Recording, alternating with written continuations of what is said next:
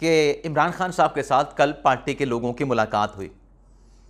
अब पार्टी के लोग कौन हैं? जो खान साहब के वकला हैं वो पार्टी के लोग भी हैं। खालिद यूसुफ चौधरी की मुलाकात हुई। इमरान खान साहब की बहनें भी पार्टी की ख़वातीन हैं, बेशक वो सियासत से इनकार करती हैं, लेकिन वो सियासत पे बात कर रही होती हैं, पार्टी सियासत पे, पार्टी के फैसलों पे।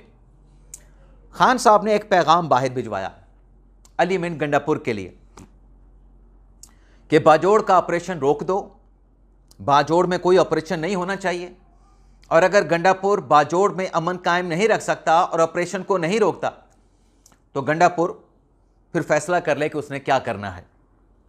यानी इनडायरेक्टली ये गंडापुर को पैगाम है कि आप फिर बंदोबस्त करें अपना, आपकी जगह पे नया बंदा आएगा।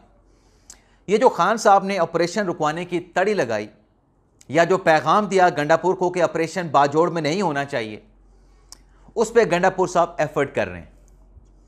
गंडापुर साहब ने कबायली इलाकों के, बाजोड़ के इलाकों के अमायदीन का जिरगा बुला रखा है।